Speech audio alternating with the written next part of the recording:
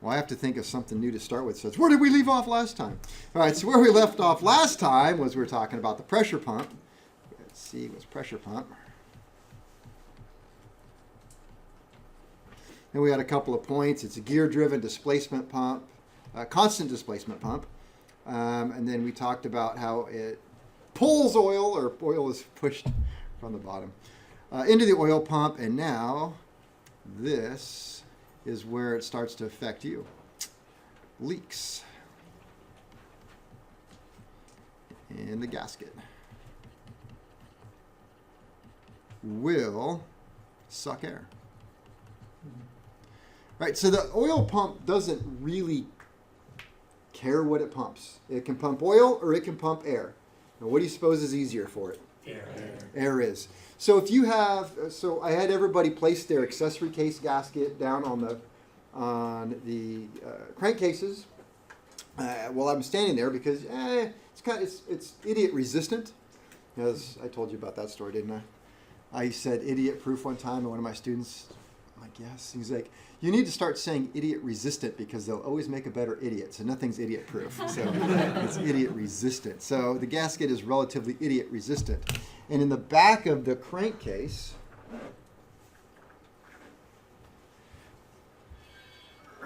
heavy. And I had to pick up the wrong one, didn't I? There's a hole back here. Right there. And if the gasket is covering up that hole, you will get no engine to the oil. No engine to the oil, that is right. You will get no oil to the engine because the pump is going to pick it up, pump it through the accessory case, and it goes right into that hole to the rest of the engine. And if you block that off, you're getting nothing. If you have a hole around the gasket in that spot right there on either side, it will tend to want to suck air rather than oil. So that's a bad thing. And let's see. Oh yeah.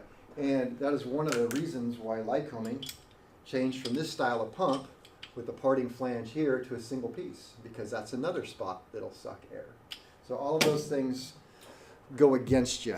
And if you're getting air being drawn up through your pump, what is the oil pressure gauge going to tell you? 0. It's low. It'll probably be low because you don't have the viscosity, but the pressure gauge is a pressure gauge. It doesn't care if it's oil, doesn't care if it's, it just tells you pressure. And if you can get enough air pressure, it'll read correctly, but you probably won't. So, oh yes, I wrote that pressure gauge.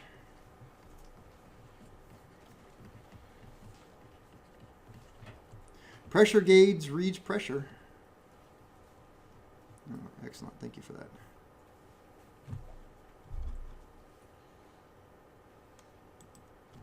Pressure gauge reads, this is just wonderful. Pressure gauge reads pressure. If it's air, it's air pressure. If it's oil pressure. As the pilot, you wouldn't really know the difference. But if you get enough air in there, it's probably going to start reading low. That would be atmospheric pressure, or that would be measured? It's actually compressed air. It's, yeah, the oil pump would compress some air. Okay. It's in theory. In reality, if you're pumping air, it's just not that tight of a pump. So if you get a bunch of air, you're going to see that it's low, what you said. So that's right. It's just going to read low. All right, normal oil pressure. Well, remember to read the manual first.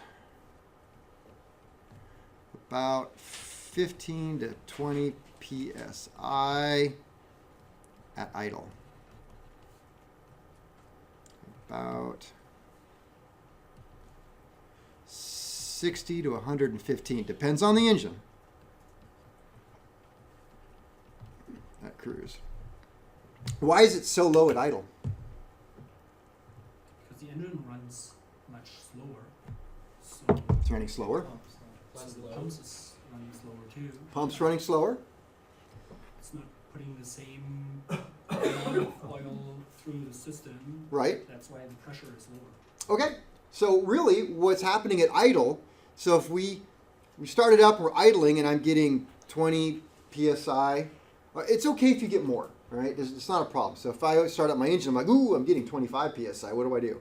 That's fine, right? If I'm supposed to have 75 psi as a red line, but I'm idling and I'm only getting 20 or 30 or whatever the book calls for, it's not cause for concern.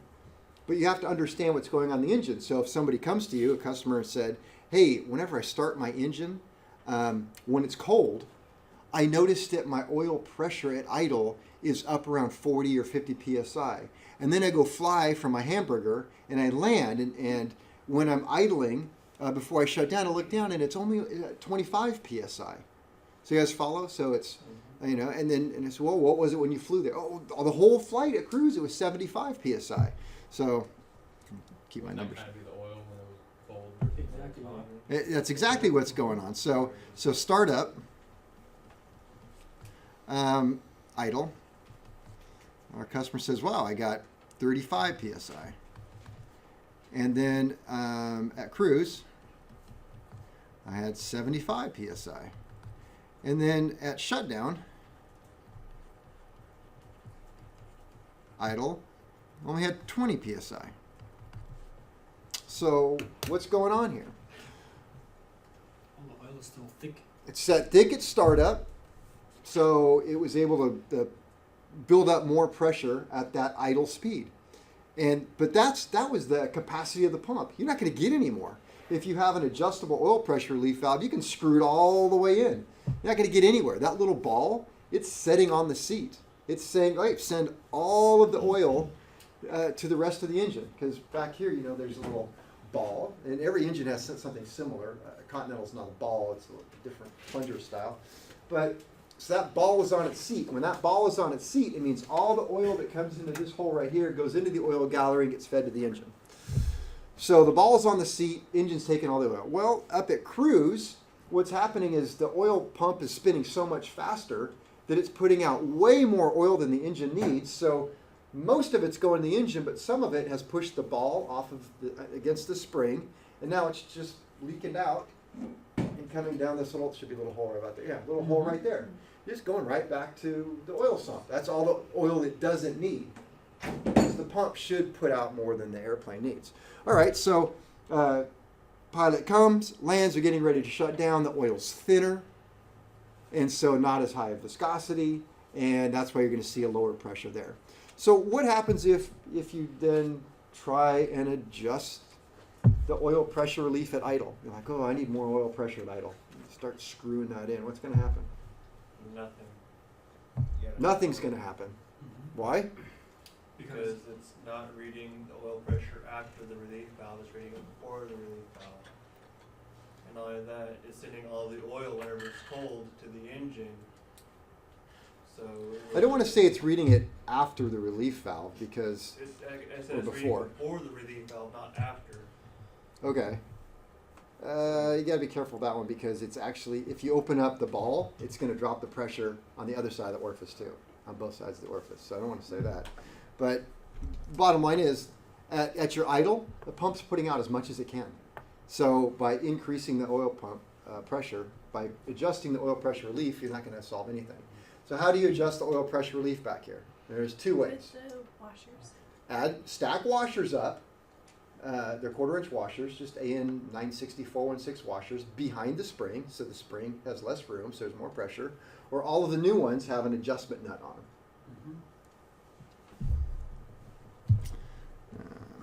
All right, a couple more points here. Let's see.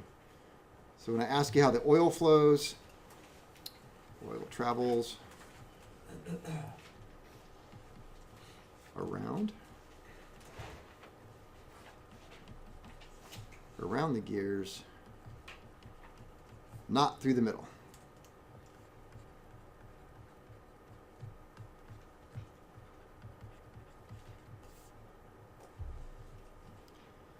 And as I said, the pump is designed to pump more oil than the engine can use. All right, what happens if somebody comes to you and says, hey, at startup, I'm getting like 10, 15 PSI. And then at cruise, I should be getting, minimum is 50, and I'm getting like 45 PSI of oil. What are you going to do about that? Check the oil. You're absolutely right. First thing is check the oil level. Say, hey, what? Check the oil level? My oil what? And then you know you're in trouble. All right, oil level's fine. Now what? Any blockages on the pressure screen? Blockage. Okay, blockages on that's very good. Suction screen. Suction screen blockages, pressure screen blockages, filter problems, all checked out fine. Viscosity of the oil. All right, very good. Viscosity of the oil. What kind of oil are you using? Well, it's the middle of summer, and I've been using that Aeroshell, we'll say 80, make it realistic. Aeroshell 80.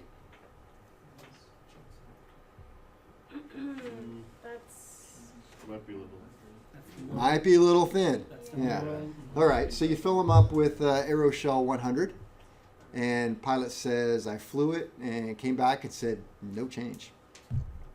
Seemed a little better, but I don't notice much of a change. Now what are we thinking? Oil pressure Check the relief engine. valve or the oil pump. Okay, so oil pressure relief or pump. One thing you have to always be careful of before you do jump into something is ask, is this a new problem? Is it something you just noticed? It could always be a gauge problem, but assuming that you tee in a gauge, you check the gauge is all right, and the pilot says, it's just been kind of working its way down. I've noticed that. Wasn't all of the sudden, but it certainly has. Once I started watching it, it sure seems like it is. What else could it be? Sucking air. Okay, it could be sucking air. So what would be the solution? Changing out the gasket. Okay, gasket probably didn't go bad because it's sandwiched in between something, but it could be, but probably not. So you can check the bolts, make sure that the crankcase is torqued down tight, and it is. I think These are all really great suggestions. I think it said there when there's like particles or something stuck caught somewhere. Ah, somewhere where? Something that moves up and down. Okay, how about what if something got stuck underneath that little ball and was holding it open all the time? Ah. And it never closed. That happens a lot with Continental because they don't use a ball. The ball can be rotating. They just use a valve, like your valves. It's got like a 45-degree seat that comes in, and it's got a spring on it. So a lot of times I'd have to take those out and lap them in place, or put a little Prussian blue on it, clean it up, and you could see that it was only touching halfway around. And you would lap them in, take a little lapping compound, just like you do with the valves, lap it in, and boom, problem solved. Not always. You try all of those things. What is low oil pressure sometimes indicative of? Going all the way down the line. So yeah, you're right. Could have been this, could have been that. Do all those things, and it's still nothing's really helping. Where in the bearings? Wear in the bearings. So at some point, you can get a crankshaft that is worn so bad that the clearances are just so big that the oil pump, it just can't keep up with it. And I've seen a couple engines like that where it's time for overhaul. In fact, I had one Lycoming as a 4-cylinder. I took it apart. I was shocked at how bad the rear bearing was. It was like the fronts were standard, and it had gone all the way to 6 under in the back. So yeah, yeah. If you tighten down the oil relief valve too far, will it take away from the power of the engine? No. Oh, if you just start cranking it in so you have like 200 psi of oil, Yeah. I think it would. It's not good for it. Yeah, put back pressure on the gears. Yeah. Okay. I remember you said the temperature gauge was sitting after we've been gone through the cooler. Before the cooler, Before the after cooler? the sub. Okay, so here's our 290 accessory case. And I'm going to draw it up through here or here, depending on the style of light coming. So up into the oil pump. Oil pump's going to pump it out. You do have some auxiliary passages that'll put it through this little hole and this little hole. Anybody want to know what that's for? Idler Gears. Idler gears. It pressure feeds the idler gears. From there, it's going to come up go into this hole, go into the screen. That is where the temp bulb is. So it comes right out, screen, and then through the screen, back out this one and that one, which goes to those other gears in here, right through here, that fell, through that hole, into the engine and out.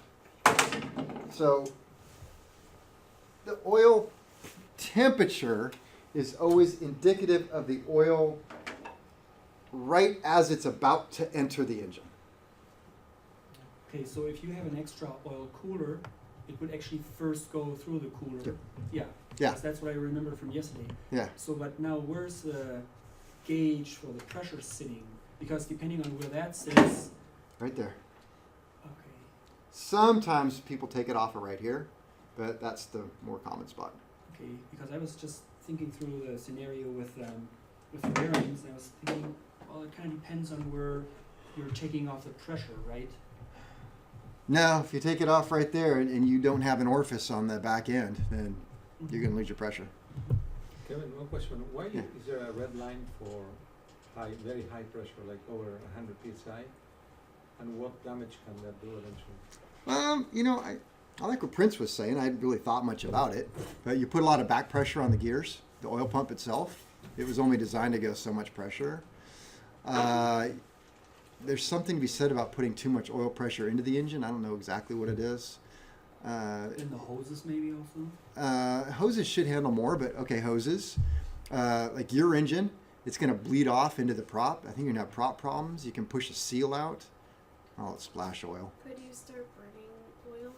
Yeah, maybe start. I would think that you put a lot of pressure on those bearings and it actually, instead of lubricating, it would actually put so much pressure, it'd actually start tightening it up and restricting the main bearings. Wonder if it could do that, because you know it comes in on one side. It may press it off to the other Yeah. side. Yeah. Man, hadn't thought much about it. The restriction of the volumetric, like the oil galleries, Yeah, because they're so small, yeah, it's only rated for a certain pressure. Otherwise, it's going to put back pressure on the gear. yeah. No, that's kind of what I'm thinking too. So, just don't do it. Okay, oil pressure relief. We talked a lot about that already.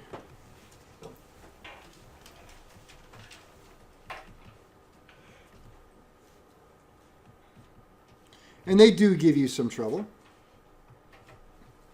especially the Continentals. So excess oil is relieved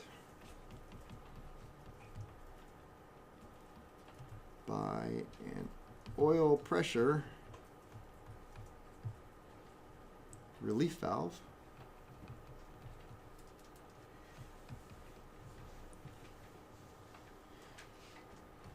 And routed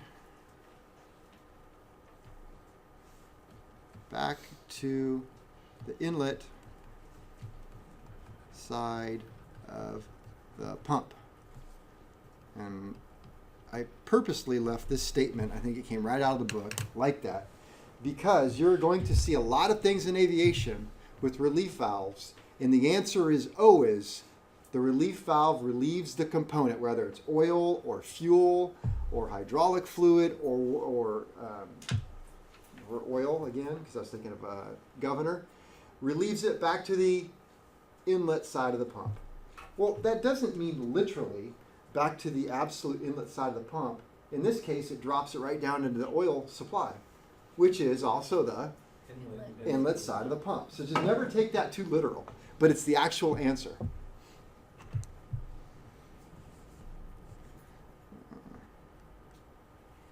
Good point here. So this is a relief valve. That's really windy.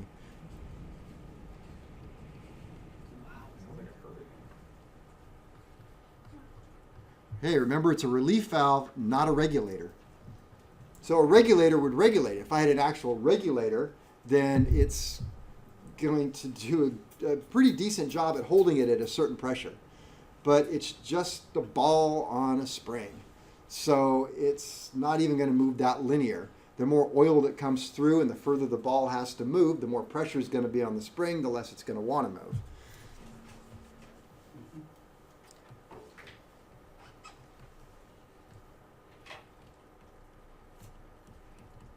If the relief valve sticks open,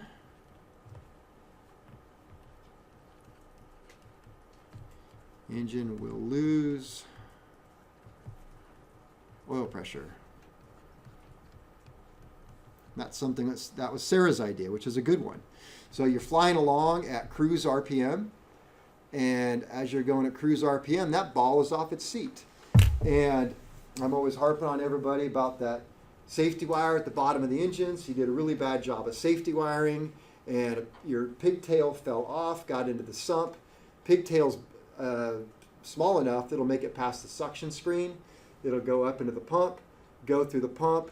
It should get caught up in this screen, but in the unlikely event it didn't, and it works its way out and decides to stick where the little ball is and it's halfway in and out. The ball will never seat itself, and you will lose oil pressure. You could get that with carbon and stuff like that too.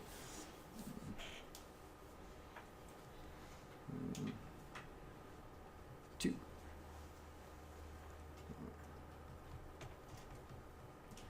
Relief is a ball or valve, poppet valve, that sits on a seat.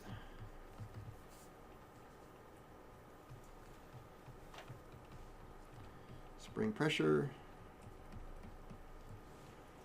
keeps the valve closed.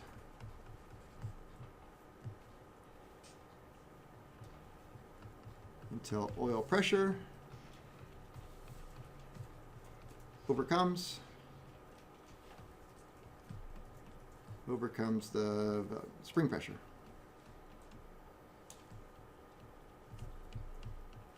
And opens the valve up.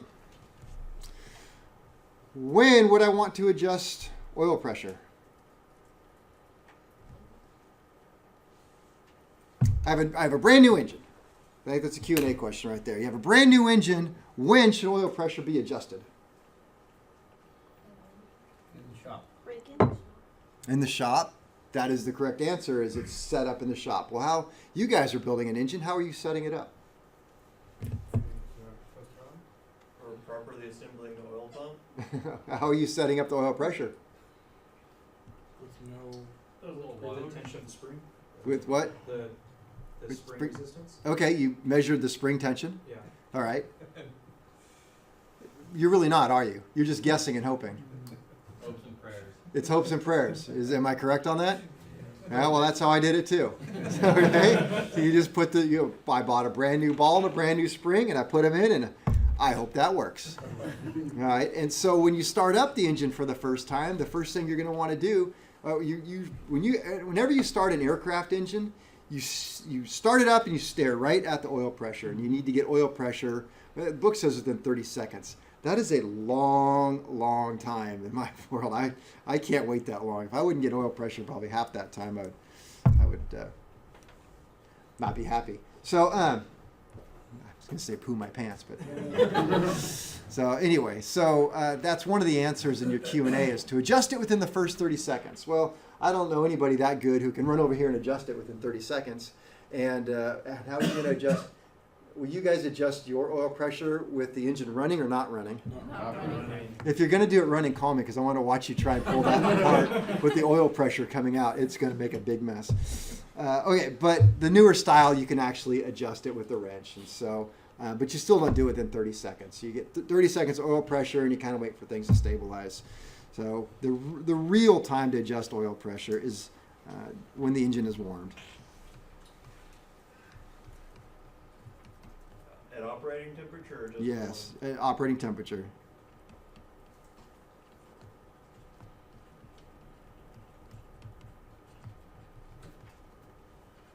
And if you have the old style like you guys have, it really doesn't, it's not very fun. Because you got a brand new engine, you got to take off that thing and oil just dumps everywhere on your new engine, and it's hot, and you put a little washer in, put it all back together, new gasket, safety it all, start it up, try it out. Nope, need another one. Why would I want to do it when it's at operating temp? Because that's when the oil is the most viscous, and you're going to be at that temperature for the longest when you're cruising. Okay, that is correct. Or indicated? Also, when cold, what kind of oil pressure would I get? High. Yep.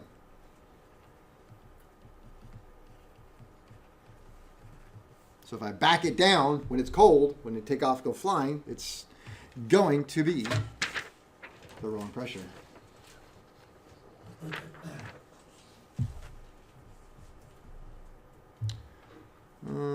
Let's see. I mentioned this. Oil pressure will be lower at idle RPM.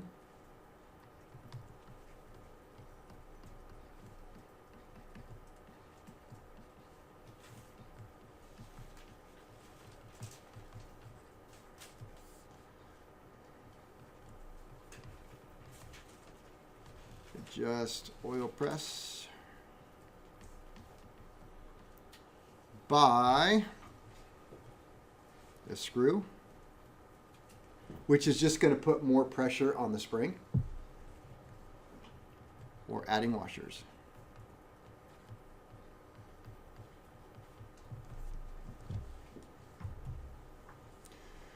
Lycoming does have in one of their service instructions the maximum amount of washers you can actually add. If you go beyond that number of washers, you have to get a spring that is different.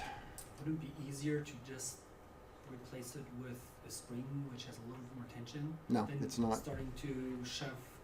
It's really not. It's easier to do the washers. Otherwise, you have to have all the springs in stock and change out the springs. And all right, I think we kind of talked a lot about this too. So the whole point of understanding any of this is so that you can actually be a good troubleshooter. If you can be a good troubleshooter, you will always have a job. If you are a terrible troubleshooter, you will get the crap jobs. Let's see. If an oil gauge is installed at the pump outlet, which it kind of is, and then you add another one at the end of the gallery. So I have one right here at the pump outlet. So this is a little bit more of a direct pump outlet right here, so I can come up here to this one. And I put another one at this 1/8" pipe plug that's at the front of the gallery. And I look at the two. Do you think they're going to be the same or different? Ideally the same. Ideally, but what's it really going to be? No, they're gonna be different because you're going through the gallery and dispersing. So by the time it gets to the end, So if a gauge is installed at the pump outlet and another gauge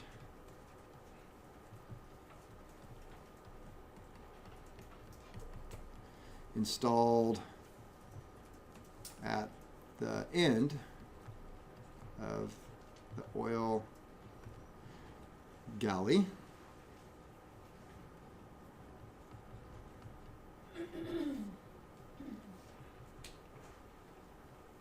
there, I don't want to say should, I was going to say there will be about a 10 psi difference.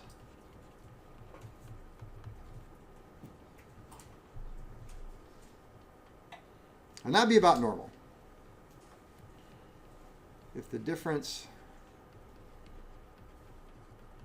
is more, what do we got? The blockage, probably. The difference is more. So I've got 70 on the pump, and I should have about 60 at the end, but now I've got 70 and 50, 70, 40. You're losing it somewhere. I'm losing pressure somewhere. It's not holding pressure. So if I got that, well, we could say there's an open, but probably worn bearings. Probably a tiny hole drilled in the top. Into the oil gallery. But such a thing could never happen. Exactly.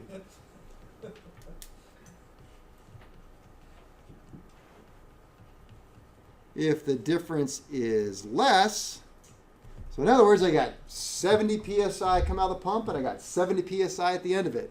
What might I have? Blockage. That's the word.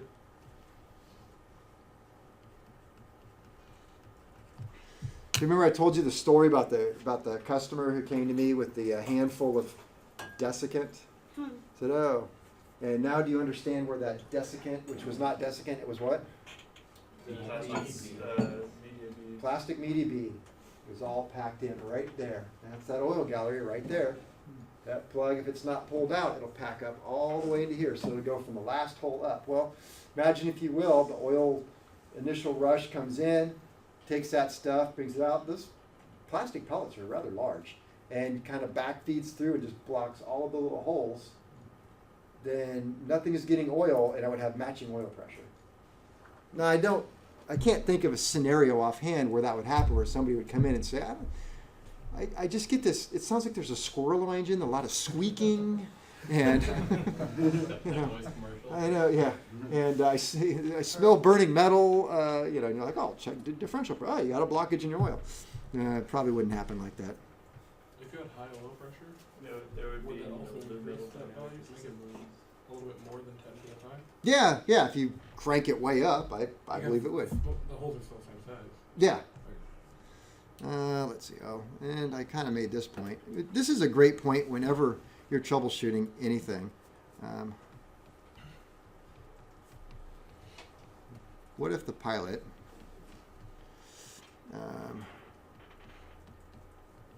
reports, let me see, oil pressure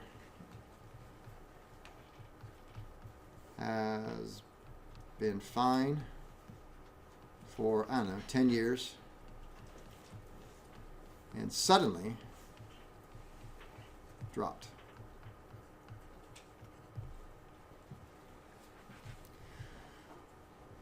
Would you adjust the oil pressure? Because that's what everybody would do. You'd say, well, there's a screw on the outside, and sometimes these screws aren't even safety or anything. You just grab it and just give a couple turns on it. I'd probably look around first before just jumping right to changing the Exactly. oil pressure. Crankshafts just don't suddenly get smaller. Things don't just suddenly happen. It is possible that, like I said, safety wire could have fell into the oil sump, a cotter pin, something like that, got picked up through the oil pump, gouged a huge hole in the oil pump sidewall, and now the pump just isn't pumping what it used to. It's entirely possible, but you're also going to take apart the screen and the filter, and you can see, oh, look, I found a cotter pin in your oil filter. But otherwise, I wouldn't suspect it's the engine. Suspect it's something else. The oil line that comes off of here,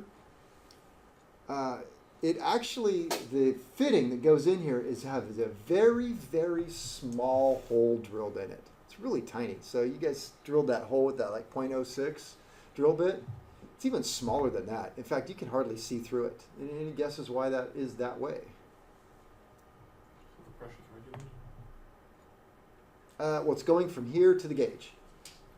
Only letting a certain amount for the pressure. Okay, so only number one, I think all the book answers are to protect against surges.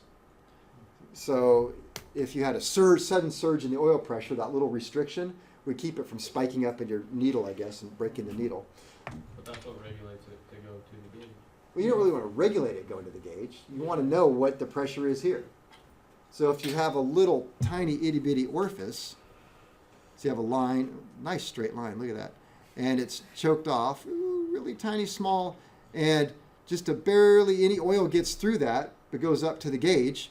Well, both sides are going to be equal during normal operation, right? Yeah. I'm hoping everybody goes, yeah, it'd be equal. So it's equal, but I don't necessarily need this flood of oil to go through it. And so the book answer I've always seen is that the small orifice is to prevent surges.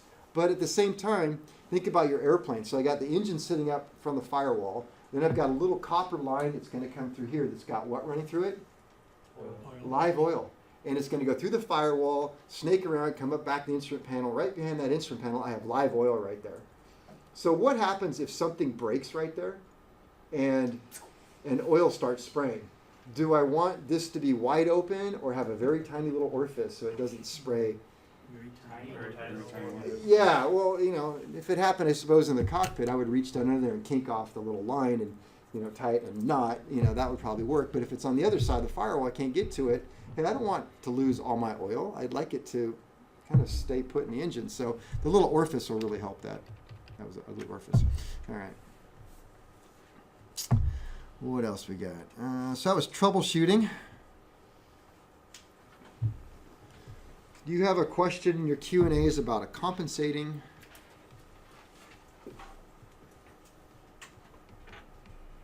oil pressure relief?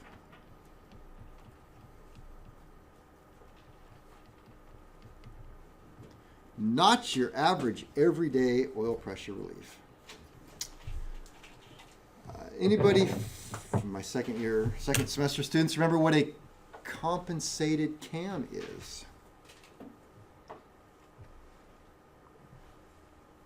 Oh, silence, crickets. I need a little cricket thing I can play for the. Ah, here we go.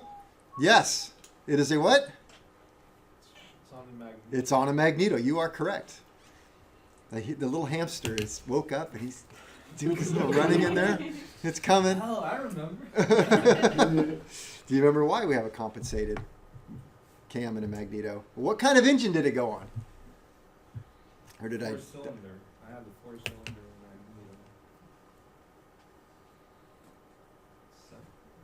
magneto. A radial engine. Very good.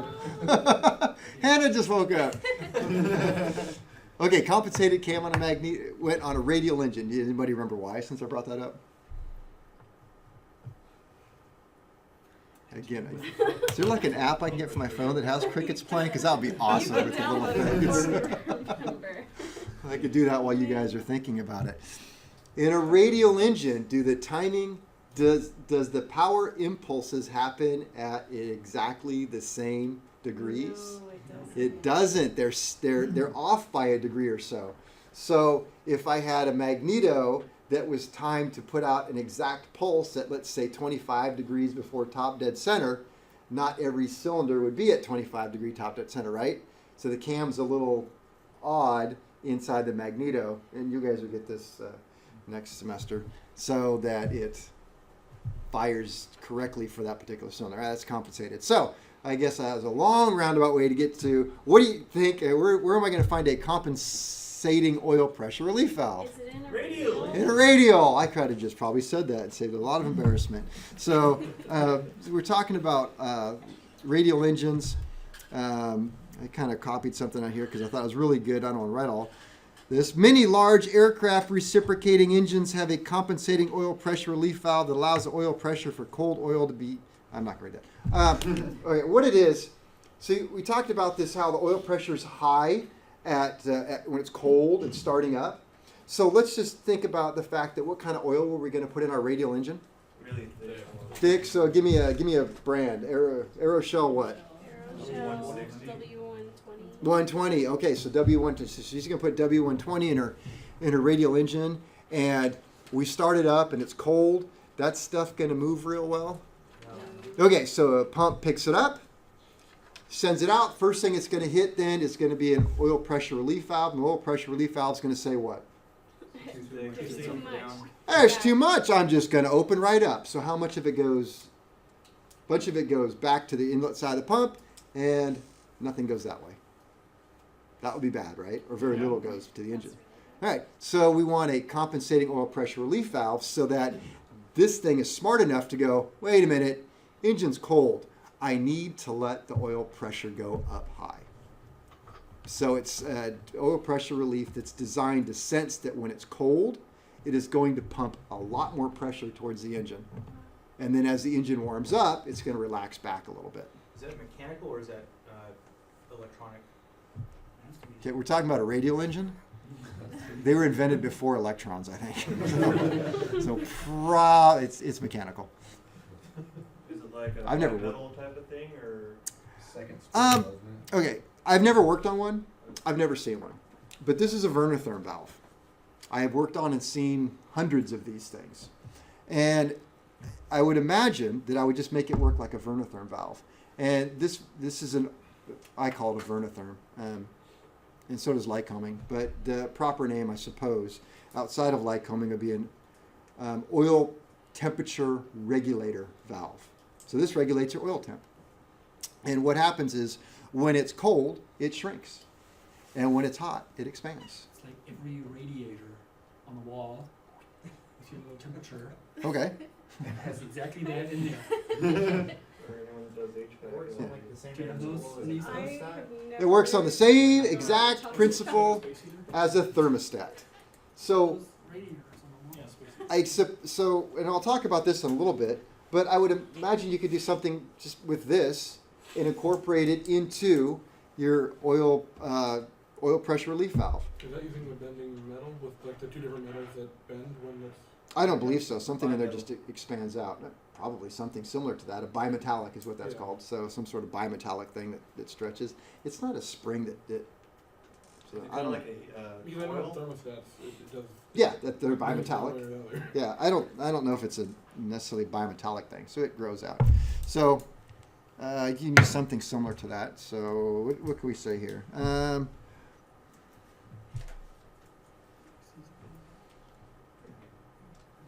Compensates for low operating temperature? Yeah, there we go. Compensates.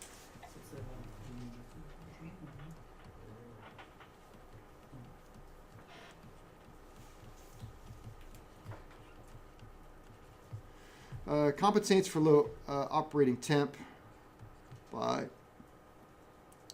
allowing the oil pressure to be higher on a cold engine.